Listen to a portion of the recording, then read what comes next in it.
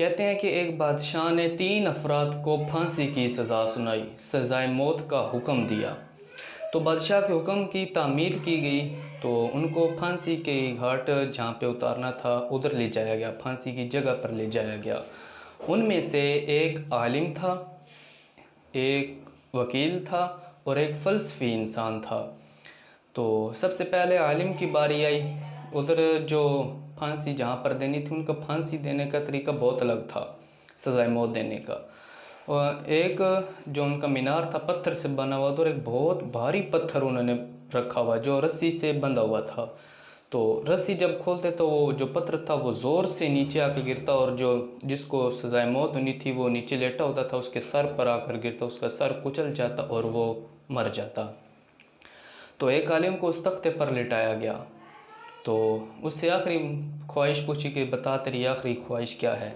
तो उसने कहा कि मुझे अल्लाह पर भरोसा है, जब तक अल्लाह चाहेगा मुझे मौत आएगी, अगर अल्लाह नहीं चाहेगा तो मुझे मौत नहीं आएगी, मुझे अपने अल्लाह पर पूरा भरोसा है।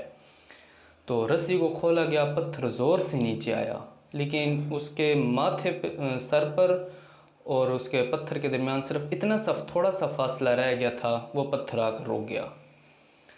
तो सारे देखने वाले हैरान हो गए कि इतना इसको अल्लाह पर भरोसा और वो मौत से बच गया। तो जब दूसरे नंबर पर वकील की बारी आई तो उससे आखिरी ख्वाहिश उससे पूछी गई।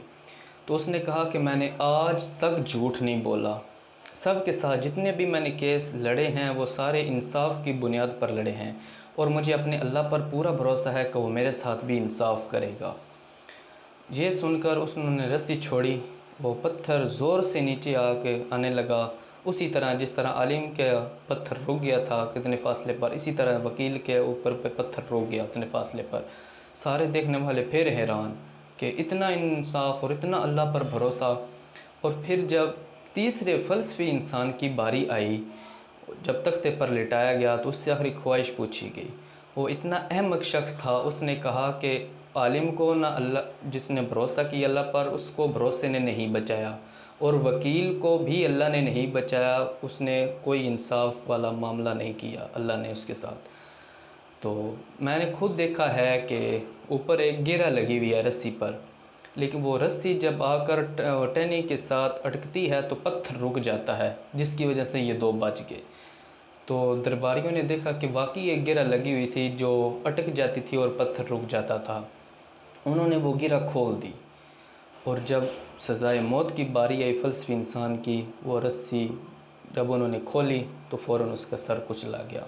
तो इससे अखलाकी सबक ये मिलता है कि सब कुछ जानते हुए भी चुप रहना हिकमत है।